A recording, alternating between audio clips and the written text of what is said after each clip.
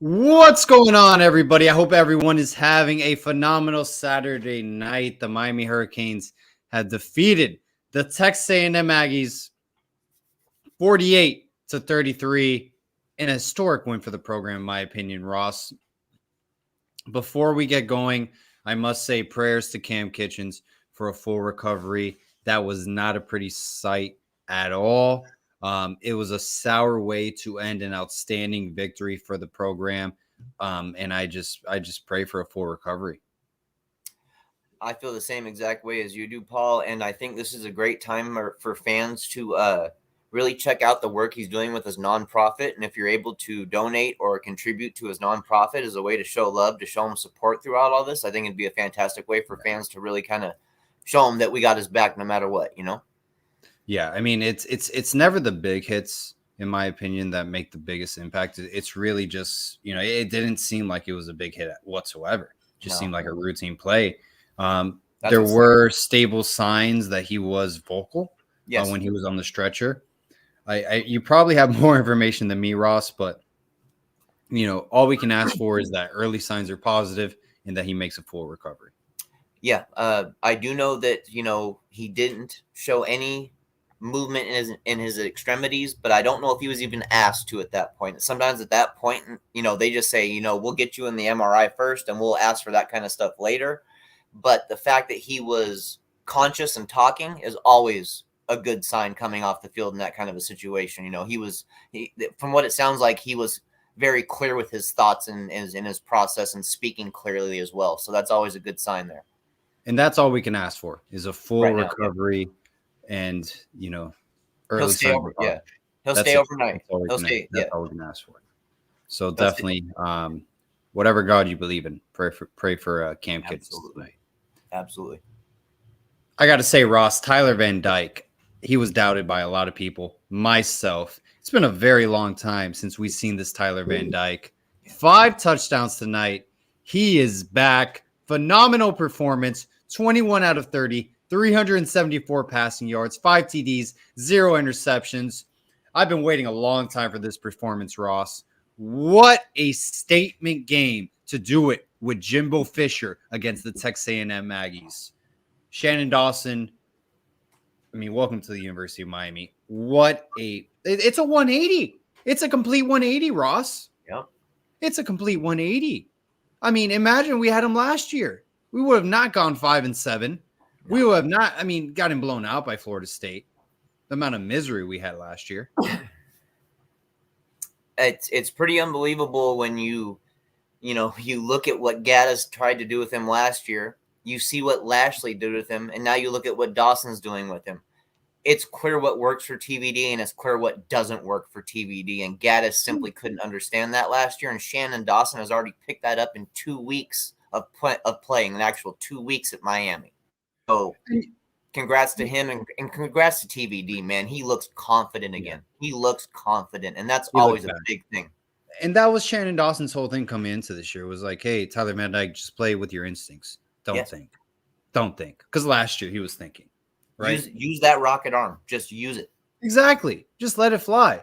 Yeah. And it's a phenomenal performance. I'm really happy for him because I know last year his draft stock completely tanked. He was not the same quarterback.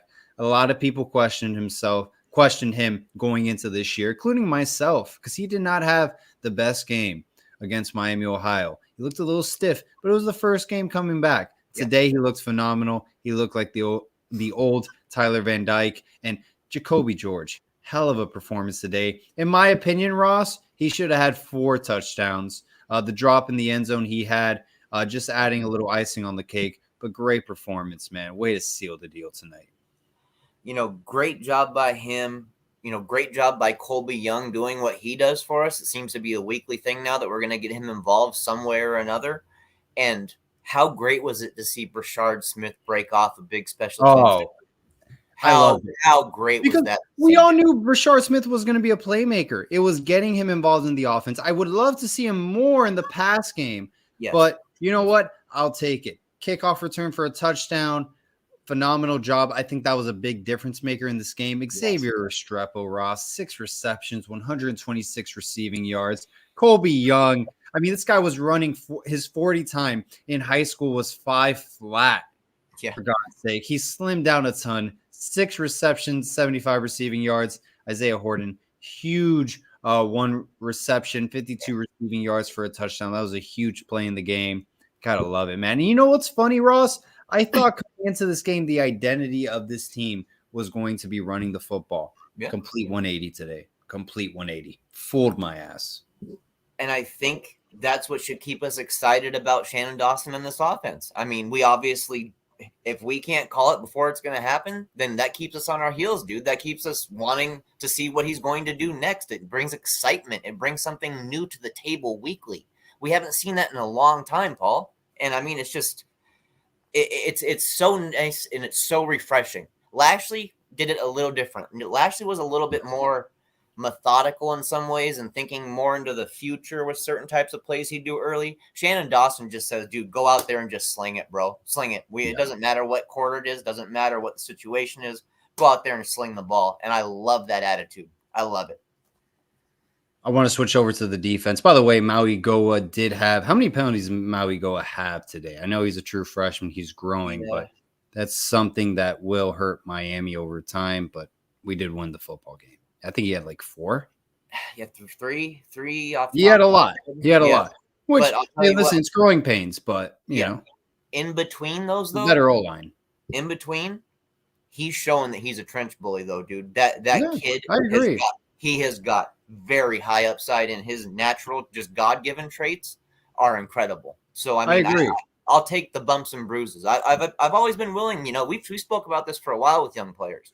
We've always been willing to take those bumps and bruises as long as we know guys have the upside and are willing to keep continuing and developing. People may think I'm crazy.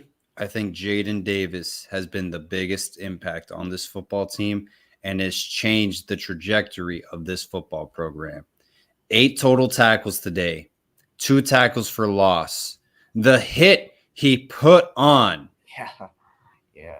Today to force the fumble changed the game, Ross. Yep. That is the most impactful player we've had come to this program. And like, honestly, Ross, that changed the entire game, in my opinion. Yeah. Because Texas A&M, they were creeping back. Yeah. I thought, like, hey, they had a chance to come back inside this game. Forced fumble. What a hit.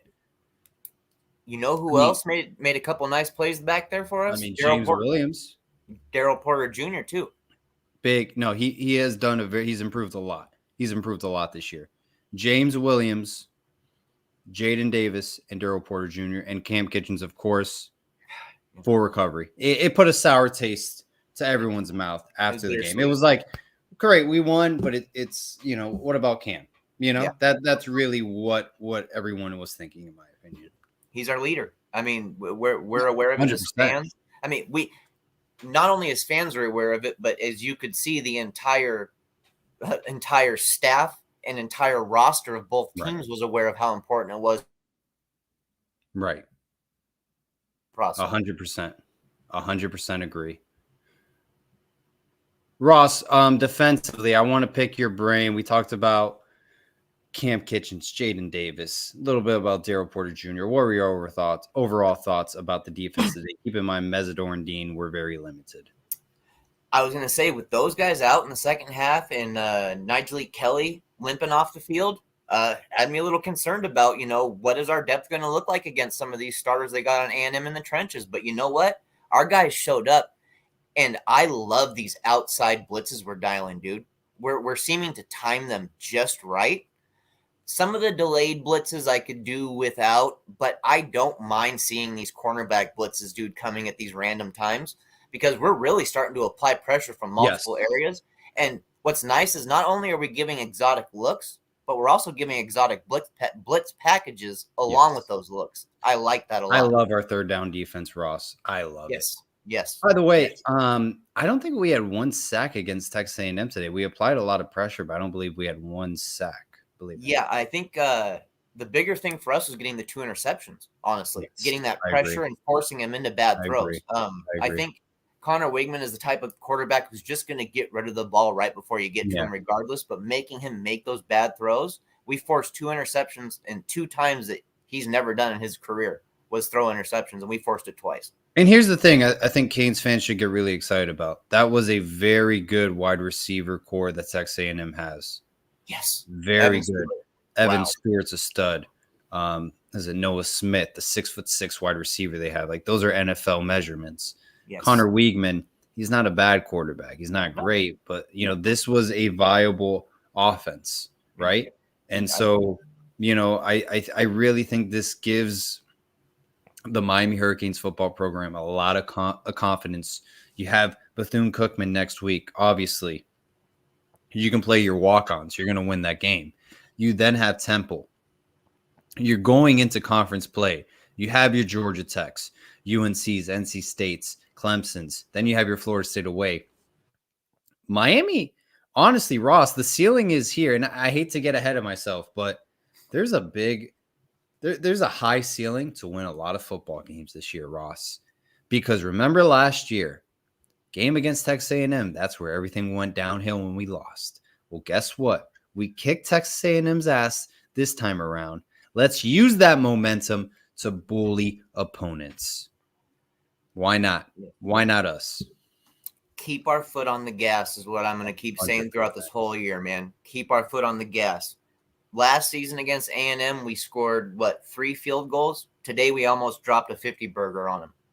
Change is happening at Miami, and it's happening in a positive way, and it's happening in fairly quickly on top of it, which is something that I wasn't expecting to see quite so fast. But changes the coordinators.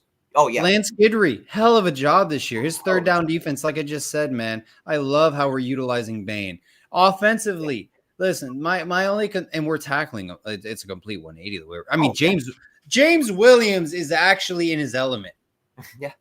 He's actually playing loose. He's flying across the field. This is something that we've been waiting for since his time at Miami. He is being himself. You see him on that football field, Ross. Yep. It's scary what we're seeing with James Williams in a good way. Mm-hmm. It's what we wanted to see, man. This is the best safety duo in the nation with Cam Kitchens and James Williams. Yeah. And I hope we can see it next week. I hope Cam Kitchens makes a full recovery and that his football career is not hampered.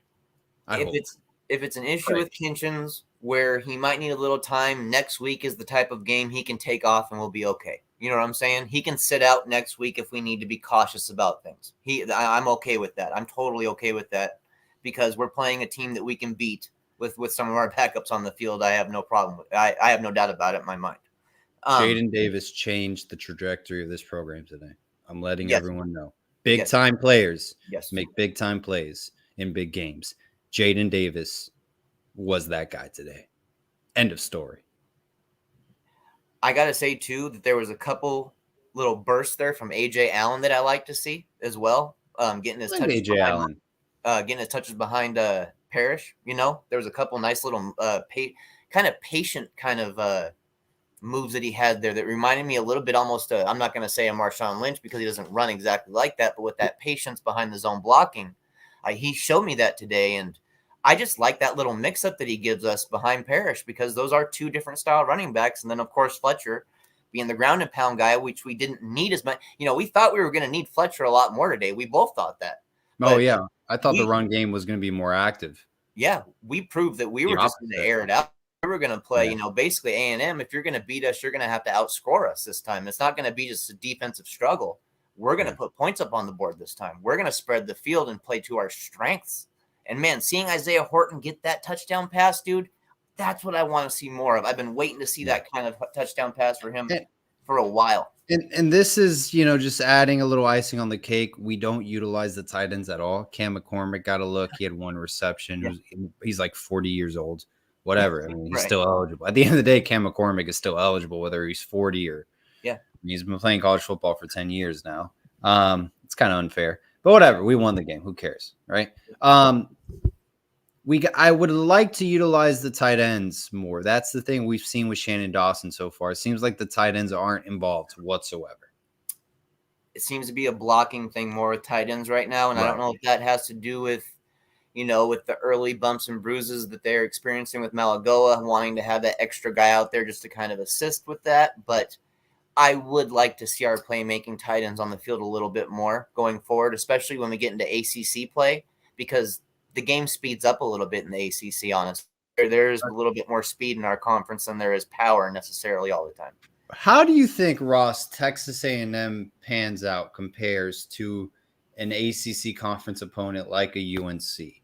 Then you have your Clemsons, your Florida States. I think Florida State is a different animal this year. I think they're going to be a very good football program to contend for the college football playoffs. That's my opinion.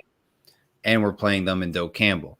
But how do you think Texas A&M compares to a Clemson that just lost to Duke or a UNC? In the way I could see them like a Clemson is the fact that they've got the coaching and they've got the talent to turn things around if they do it the right way. You know what I'm saying? Like they've got 4 and 5 star depth all over the freaking place on that team. 4 and 5 star talent starting on that team. If you get them playing the right way and you get them coached the right way, you can turn a team like that around just like a Clemson can do pretty easily. Right. But if you don't coach them the right way, what's the difference then, man? You're just wasting talent. That's all you're doing. I can see him. I mean, I think Clemson is a fair comparison just for the fact that 2 teams loaded with talent that have taken a loss that now have to kind of not necessarily backtrack and find themselves, but need to move forward and find a kind of a new identity, honestly. Yeah. No, I agree. I agree 100%. I think Duke's a good football team. I think they're a very solid football team. I love their quarterback a lot, Riley Leonard. Coached well. Mike Elko, great job.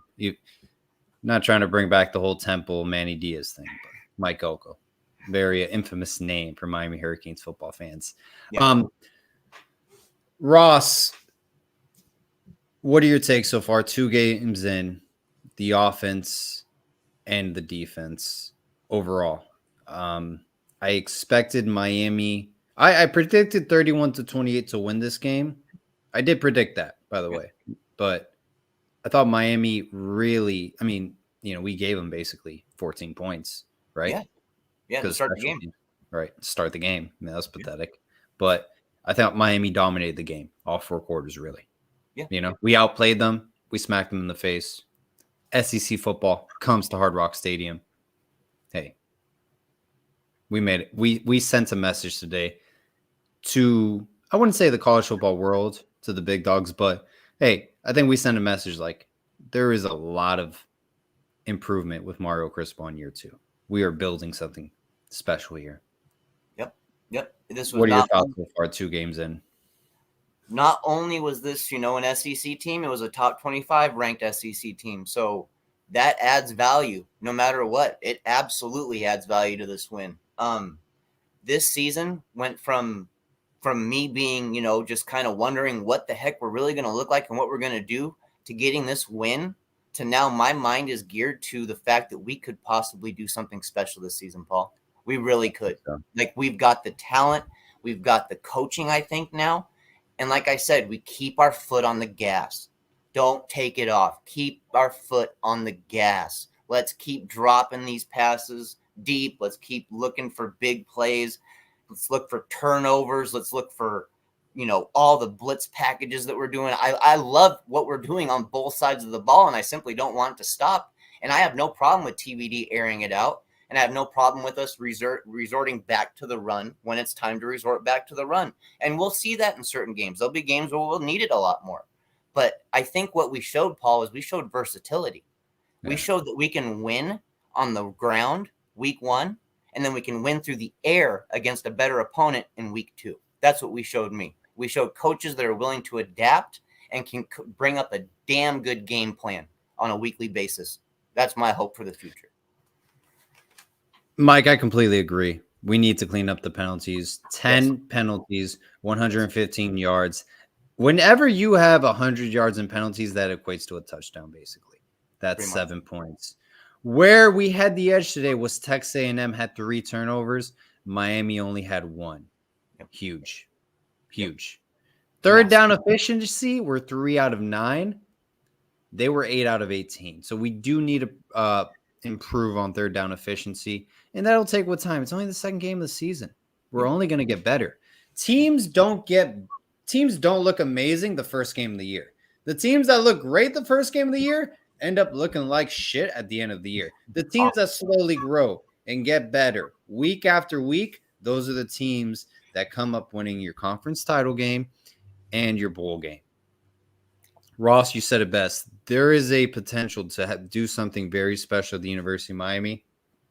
We have not done it in a long time, but that's going to come with being healthy. Yes.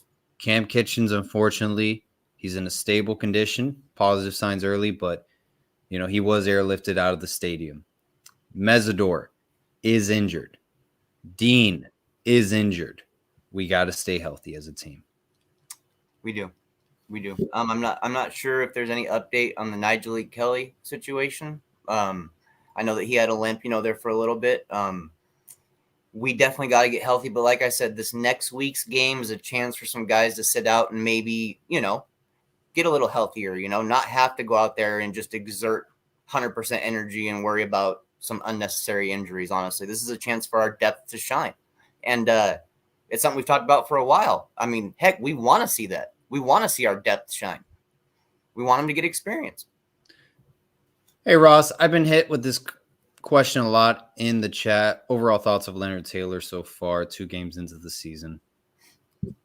I think he's growing and maturing and developing as a player. Honestly, I really do. Okay. I think that, there's that future first-round grade that he's been pegged with, by the draft pundits and the experts and all that kind of stuff.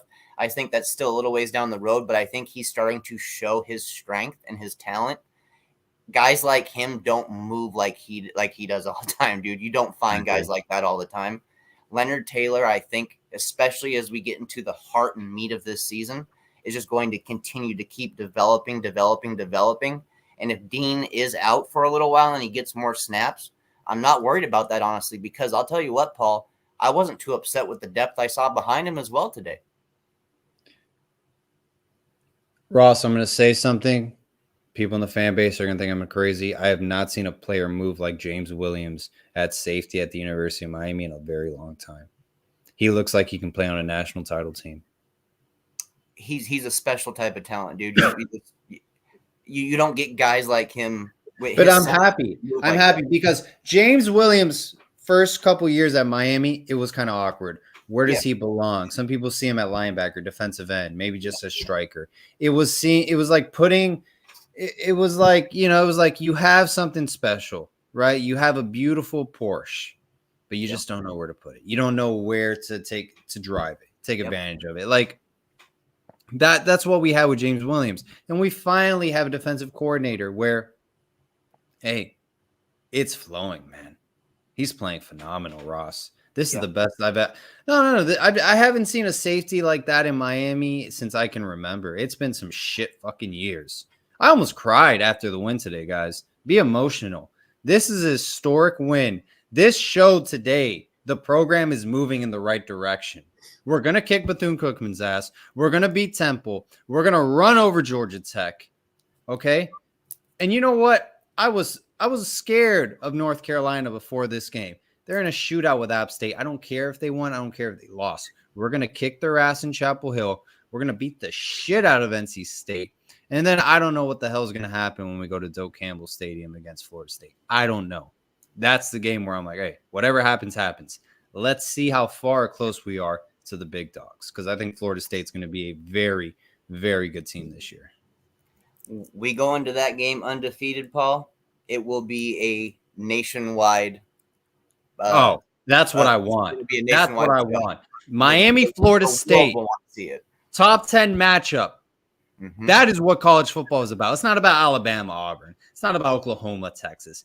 Nobody fucking talks about USC, UCLA, Michigan, Ohio State. Okay, you had your time. When Miami and Florida State are back, that is the pinnacle of college football. And that's what we want as fans. We've been waiting for over 20 years to get back. We had to pay $10 million just to bring Mario Cristobal, just to get him back to Coral Gables. Yeah.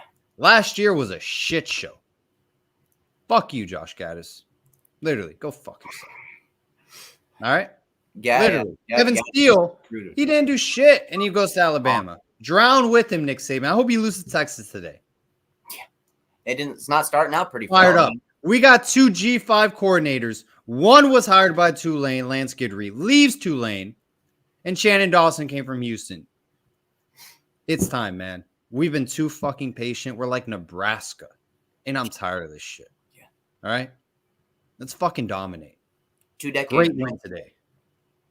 2 decades, guys. We have a right as fans to be passionate about this win and to be boisterous and to expect that this team is going to continue to develop and stuff. When you see a game like this today, you expect your team to continue to develop and play well because they played well at all levels.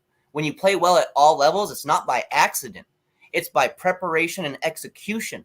We actually saw a game plan that was properly put together, and we saw the players freaking execute it, Paul. They freaking went out and executed it to perfection, damn near. We almost dropped a 50 burger on an SEC team, a team that we would have had no chance of beating 2 or 3 years ago. Agree. I don't care what anybody says. No chance in hell. The biggest issue with Miami's always been it's been the offense, then the defense, the secondary. We have tons of talent. They're not playing up to their level. They look confused. You know, we're limiting our talent that we have. James Williams isn't playing up to his potential. We have all these 5-star players, and they're thinking out there. They're not playing natural, and it's coming together.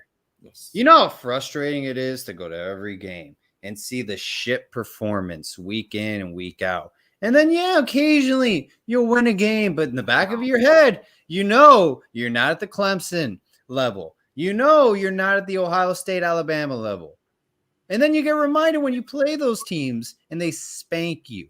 Yep. I'm tired of it. It's been 20 years of BS. Let's dominate this year, okay? This is our biggest Why win. not? Why not? Is this our biggest win since we whooped on Notre Dame? I will say it's not our biggest win, Ross, but this is motivation. I'm just saying, like, within the last it's a big win because 5 years. Last year, how much have we improved in the sense of this is why it's a big win? How much has this team improved? Last year, we lost to Texas A&M. Everything went downhill. Now look where we are. We beat them by 15. We're not losing by 12. We're beating them by 15 at home. Then we got Bethune-Cookman. It's positive energy, momentum going into the regular season, and the team looks so much better, Ross. Looks so much better. It is a big win, but a big win for this season would be beating Clemson. That would be huge, and beating Florida State at home. Yeah. That's when that's when I will cry. Yeah. That's when I will cry. Take care of business in the ACC, you know? If you beat Clemson, changing of the fucking guards, Ross. Changing of the guards. They've been kicking our ass every single year. Not by 10, by 7 points, by like 50. So when we beat Clemson, whether it's in Death Valley or at home, changing of the guards. Go to the SEC, Clemson. Go to the Big Ten, wherever you want to go. That's when you know the University of Miami. And I hate calling it the U. I think it should be called the University of Miami. That's when you know things are moving in the right direction. Yeah, I think Clemson needs to be put on notice this year. Honestly, they need to be made aware that we're no longer just this team that's just half-assing it, and that we're just trying to skate by and just get 8-9 wins and pray for those kind of seasons. We're actually coming for your neck this season. We're actually coming for that ACC top spot. FSU's in the way, and Clemson is in the way, but we're coming for the damn spot. It's changed so much under NIL, so much. Whether it's a bidding war. Yeah, transfer portal, recruiting, everything. For the longest time, guys, it seems like Miami took one step. Your Alabama's, Ohio State's, your Clemson's took 5 steps. When can we catch up? Let's find out. We got to continue this, Paul. You know what? Today was awesome. We can celebrate today. We have to come out next week and put up 60, 70, on this next opponent easily. I mean, a 50 would be just fine, but we can do that on this type of opponent if we want to. But I want to go into the ACC undefeated. So we start off on the right foot so we can gun for that ACC title, something that we haven't been able to do this entire time we've been in the conference. And you know what? I see people saying, our first test is UNC. I look at it as 1 week at a time. One opponent. We got Bethune-Cookman next week. Yes. Like if we lose, that would be the most pathetic loss in the history of the program, right? We're going to win, right? We're going to win. Play your backups, whatever. Then you have Temple on the road. Take it 1 week, one game at a time. Yep. That's the way I see it. Absolutely. This year. And then you have Georgia Tech, you have UNC, and then you go from there. That's the way I see it. We take it one game at a time. That means that we're focusing on our opponent. We're not discarding them or thinking that we're just better than them because we're Miami. And that's what we need to get back to, is taking each and every opponent seriously and giving it all for 4 quarters every single game. That was Miami football back in the day. That needs to be Miami football now again. Exactly. And I think we're taking baby steps there. Yes. We're taking baby steps there. I like what we're seeing. Yep. 298 people joining us live, 32 minutes in. Please hit the like button. Please hit subscribe if you have not. Man, this is literally a grind to be covering Miami Hurricanes football, especially with all the BS we have been through going on in the past years as fans. As people Ups just and downs. Yeah. No, it's just been downs. It's just been downs. Okay. It's been mediocre down. You better pray this isn't like Spirit Airlines driving this flight. I mean, no, this shit is crashing hard. What we did today wasn't an accident, Paul. This win wasn't an accident. The way we played today, when you play on all levels like that, that's a genuine win. Yeah, I agree. Ross, any remarks you have going into, I guess, Bethune-Cookman the rest of the way? All I can say to Bethune-Cookman is best of luck to you guys. And Jimbo, enjoy that flight home, buddy. Hope this one sucks for you. Kind of feel bad for Amari Daniels. Shamar Stewart missed out. They could have. Hey, we told them they could have been Canes, but they wanted to roll with Jimbo. Just missed out. Yeah, no. 1 week at a time. That's my mentality. I'm fired up. I don't know if we're going to be ranked next week. I don't care, honestly. Just win games, and eventually, you will get noticed. You have Clemson. You have Florida State. Those are and UNC. Those are 3 games that if you beat those guys, people are going to notice you. You'll sneak into the rankings. You'll make your conference title game. So, hey, the stakes are always high at Miami. Unfortunately, the past 20 years, it's been really shitty for the heavy majority of the time. Great win tonight. Let's keep moving in the right direction. We have a new OC. He gets it. Red zone offense is clicking. And just everything in general, man. Tyler Van Dyke, he's not thinking out there. He's back where he was in year 1. We're utilizing our wide receiver core. You got to give Ray more targets. I'm going to say it so he gets more game. I love Ray Joseph. He's the future of this program. Hope he doesn't leave and transfer. He's a very good football player. I think we'll see him a lot next week. I hope so. Like, shit, I'm waiting. I'm telling you, people are going to remember me when Ray Joseph absolutely literally takes off this year. People are going to remember me.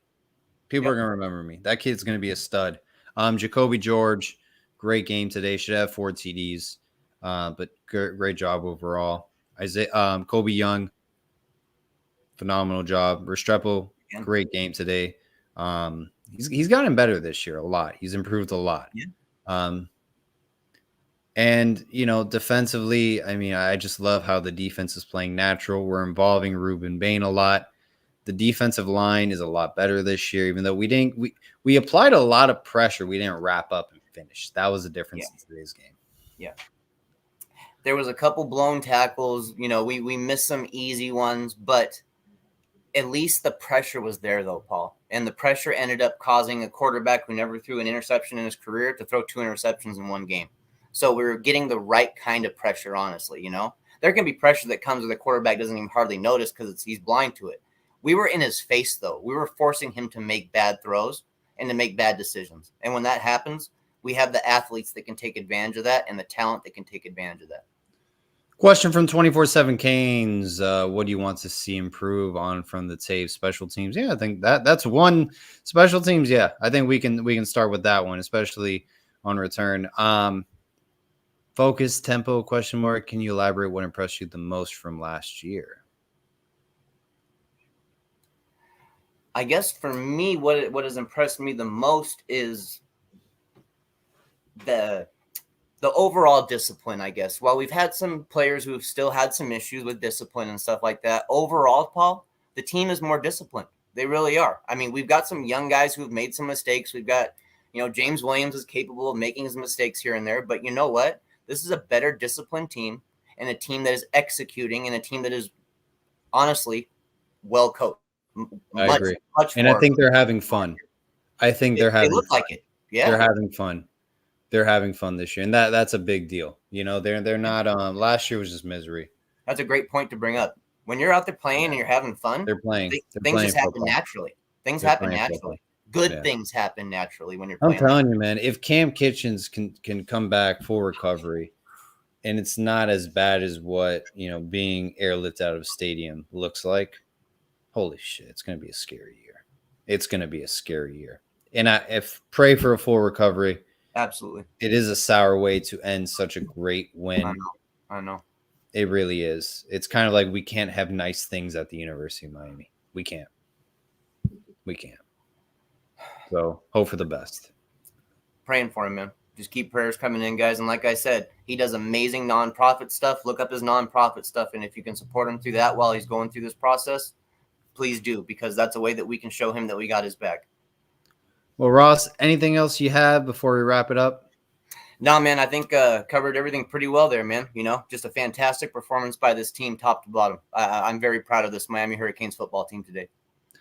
Yeah. So my apologies if I curse, guys, if there were children watching the show today. But God damn it, it is great to be a Miami Hurricane today. It is so great to kick an SEC's program's ass. Jimbo Fisher, who recruits in Miami, in South Florida, just slap him in the face at home. It's always a great day to be a Miami Hurricane, but tonight's a little bit sweeter.